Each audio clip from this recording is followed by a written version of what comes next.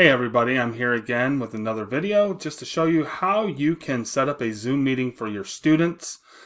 By this time, you've no doubt been exposed to Zoom. You've used Zoom from the other end as far as somebody else sent you a meeting, but perhaps you haven't done one where you are the host yet. So I want to take a few minutes on how to set that up, how to interact with your users, and some of the things, the features that you may not know about that are in Zoom.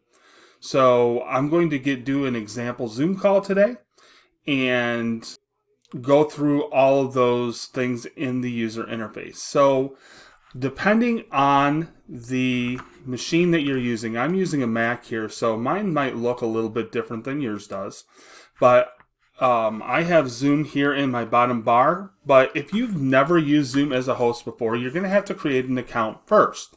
So you're going to go to zoom.us. All right, and then where it says sign up for free, enter your date of birth, and then you can sign in with Google. All right, so you choose your Google account. It's to your advantage to use your school account because it is tied to an education facility, so it gives you more users and more time on Zoom. Generally, in a Zoom call, you have around 40 minutes, and you can have up to 30 users, but because of all of the coronavirus stuff, they've upped that to unlimited time and up to 100 users at a time. I hope you never have to have 100 users in a time, because those of you who've been in a class of 30 before know already it gets really noisy really quick. So I just click that. Pretty easy to sign up for. All right, so the next thing that you are going to do is, if you look at this bar here, you have schedule a meeting, join a meeting, host a meeting. All right. So if you've got a recurring schedule, you could schedule them ahead of time. If you're joining from here, you would need the code to get in. Otherwise, just use the code in your email or host a meeting. All right. And then if I click over here, it just shows that I'm a basic member and all of that. All right. Going back, we will come back to this screen because there's a few things that we'll set up in our profile as well. All right, it's going to ask me to open up zoom.us, which you will need to install on your machine first.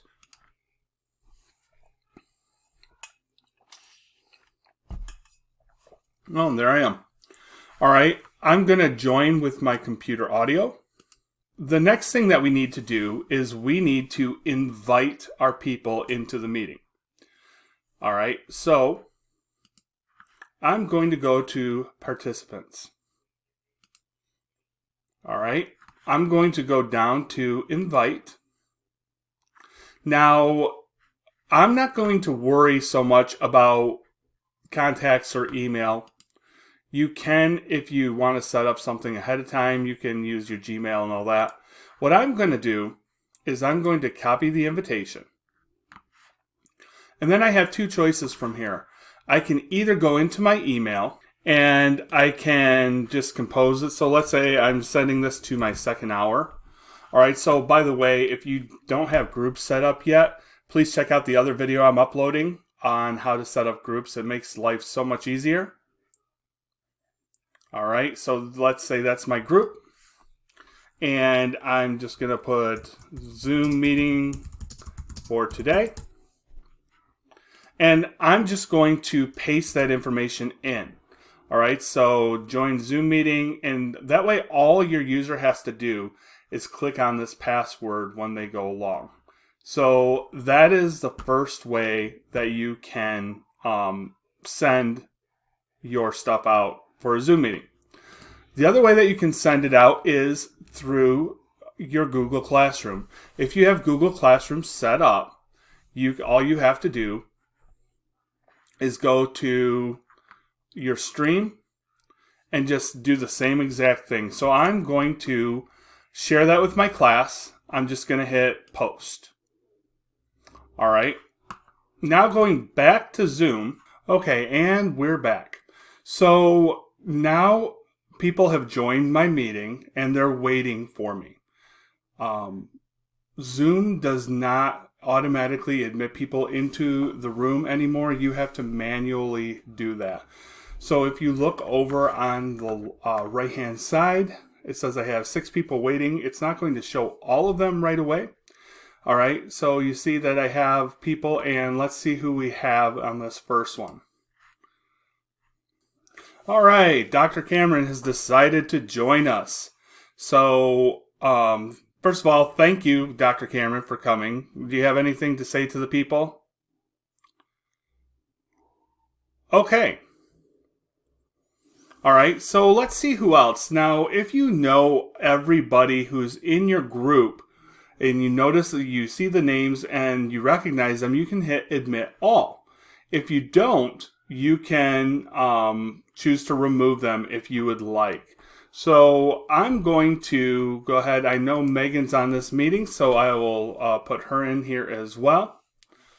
All right, and if you notice now, I have these 2 up here. And let's see who else I have. I'm going to admit the rest of everybody in here.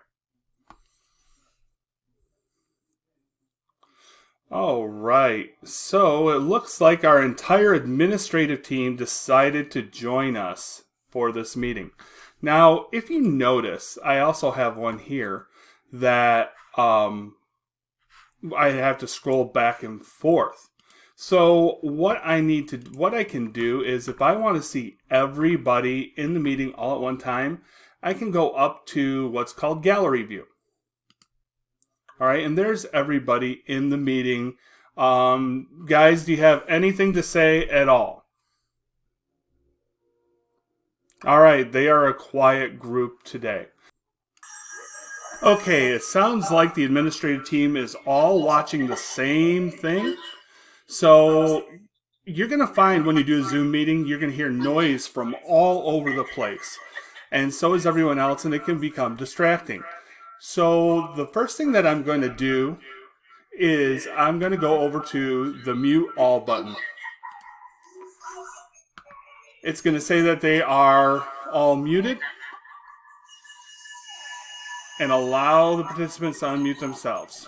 All right, so now they can all hear me, but they can't hear each other. All right, now if somebody wants to talk, really the best way is to have them muted and have them raise their hand, and then you can either tell them to unmute or you can unmute them yourselves. All you have to do is click on the unmute button, and now they could react and everyone else would hear them. Now you'll also notice if I go on this, you see my name on all these because I haven't changed the name on any of these.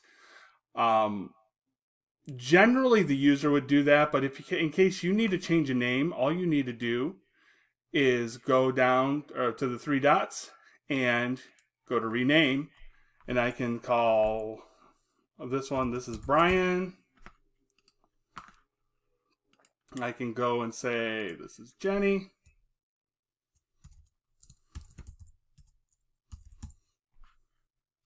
Okay, so now everyone's renamed, so makes it a little bit easier for grouping and things like that. So I just want to go over interaction, and then I want to go over the menus down here, and especially this breakout rooms one. I think that will be really helpful for people. So again, anytime you want to unmute one person, you can go here, or you can just go right over here to this menu, and you can unmute them here too. Now, in this view, when somebody's talking, they will be outlined in green. However, if you're in the speaker view, the person who was last heard speaking will be the one that's showing on the screen. Depending on people's preferences, they're going to see one or the other. For me, I prefer to have this view so I can see everybody in the class at one time. The next thing that I want to go over is what happens with some of these other things. All right, so if you want Stu to always stay on the screen, you could pin his video. All right, making a host, I would recommend anytime that you can to have another host if you are the one doing the teaching. It gets really hard to be the one that's doing the instruction and all the moderation and muting and unmuting and so on and so forth. So I can make somebody else the host of this meeting, and then they would have the control over sending people in and out of the room and all of that. All right. So allow recording. If you want to allow that person to record the meeting, you can do that. Renaming, we've already covered. Putting in the waiting room. So if you want to put somebody back in the waiting room, you can. And they can just sit out there until you want to admit them again. So if you needed to speak to a group of students privately, you could put everyone else in waiting while you talk to just those students. And then all you have to do is readmit them. And it will pop back up here in a second. All right, so there we go. Stu's back on now. So that is basically the interaction piece of Zoom. All right, going through these menus. So the first one over here on the left, these two are your controls. So I can mute myself, I can change microphones, I can do pretty much anything that I want to with that.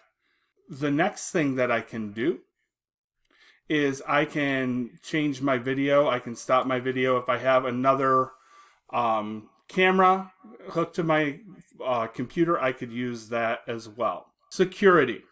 You can lock the meeting to where nobody else can get into the meeting besides those who have the code and password. You can enable the waiting room, which this is defaulted. It never used to be until the coronavirus outbreak. People would just pop into your room. So now you have to admit them. I would recommend keeping that on. You can allow your participants to share their screens if they have something that they want to talk about and they have their own PowerPoint or whatever. You can allow chat. You can allow people to rename themselves. Removing participants. If you just want to boot them and they can't get back in, you can remove them. Or if it is a Zoom bomber, which God forbid you have a Zoom bomber that's doing bad things, but you can report that user as well. All right, the participants menu is just this menu over here where you can mute and unmute and all that. If you go to more, you'll see that if you want to put the entry and exit chime on to see that people are coming in, you can. If you want to lock the meeting. So you're going to find that a lot of these things you can do in multiple places. If I wanted to unmute again, I could go up here or I can go over here. The chat feature.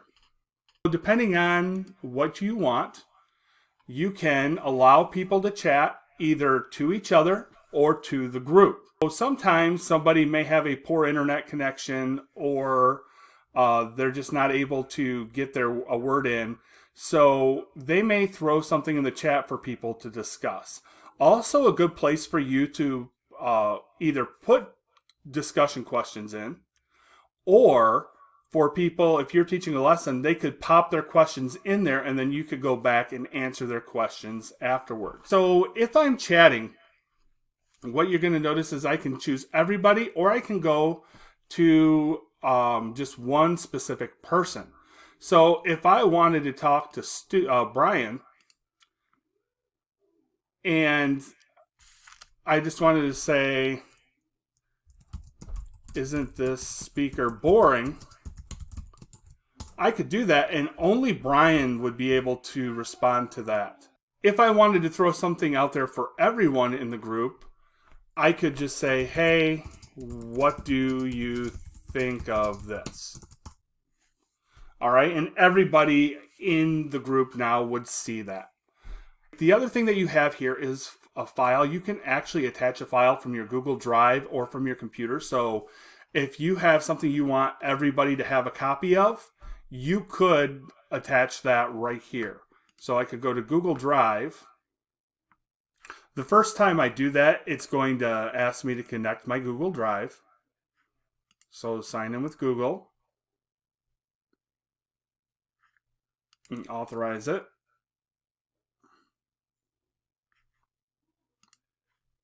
All right, so I have all of my copies of everything in here in my Google Drive. So let's say I wanted to share a presentation from McCall. I could choose that and allow it. And there they get that file and they could open that up. So that's something you might want to consider if you're having your students work on something live. They could actually open it up there. Another option for that, though, and probably the easier option, would be to attach it to something in Google Classroom first, so they could open that up. The three dots allows you to choose what people can do in the chat. So you can say, hey, I don't want chat on for anybody. I can choose no one. I can say they can only chat with me. They can only chat as long as it's public, or it defaults to publicly and privately. So my recommendation would be either to go to host only or to everyone publicly. That way, if people are trying to talk in the middle of your lesson, you have a little bit more control over that. So I'm going to change this to say that they can only talk to me, and that's it. The next button over is the share screen button. Now, if you choose the little arrow, it will say that only one participant can share at a time or multiple. Generally, this is going to be controlled by you. You're not going to probably have your students do that yet. If you do want your students to share, you would go to change those options. But when I go here, I can choose a couple things. I can choose my desktop. I can choose a whiteboard. I can go to just a specific window, or if I have an iPhone or an iPad that I'm airplaying or have a cable to, I can actually share the screen of my phone as well. So if I'm sharing my screen, like if I'm doing a PowerPoint and I want to talk over it, I can just choose my desktop and go to share. And now you're going to see that it's going to tell you up here that you are screen sharing. You can annotate over it with a pencil if you want to. You can use your mouse as a remote control, so on and so forth. There's some more options up here as well. All right, so you can play around with those. But if I'm opening up a presentation or whatever I want people to see, I can actually go to that presentation and everybody can see it. You may not see it on your screen, but there is a green bar all the way around my screen now. And what that means is that everything in there is being shared. This was a presentation I was actually going to share at McCall before it got canceled. But if I wanted to go through and give that presentation, I could give that presentation and talk while I am screen sharing. So that's all right there. I could hit the present, or I could just go and hit my arrow keys down and just go over everything that I wanted to. All right, another thing that you can do actually as well is if you have a video that you want your students to watch all together, you can actually go to YouTube and have them all watch that video together. All right, so if I was going to show this video here, I could actually continue to show the video. I could pause and I could talk over it. The hardest part of becoming independent. The one thing I would caution, if you're showing a lot of video on Zoom, it is going to be kind of glitchy. Is leaving home. The emperor penguin chicks are about to when I am done sharing that, all I have to do is go to the stop share screen. All right, and it takes me right back to Zoom. All right, next thing that I want to go over in here is the whiteboard. If you're teaching a lesson where you are in need of a whiteboard, this is a good, easy one to use. One thing that you're going to find, though, is it is really hard to use a mouse as a marker on a digital whiteboard. So if I wanted to solve 3x plus 2 is equal to 8, it takes me quite a bit of time to write that out. All right. Be on the lookout. I have a quick solution for you. If you have a Mac or a PC and you have an iPad, you can use that iPad as a digital tablet. And if you have a stylus, you can write on it, or an Apple Pencil or whatever. So I'll be making that video here in the next couple of days. So you can use this as a whiteboard. You can, I can clear it and go back and do whatever I want. I can also save this if I want to post this to my Google Classroom as it's an individual thing. So you can play around with the whiteboard in here as well, and everybody will see that whiteboard. The next thing that I want to go over is the record. If you are making a lesson, or if not everybody could get into your chat, but you want people to see it, you can record it and it will save to your computer, and you can post that like on Google Classroom or YouTube or wherever you choose to post.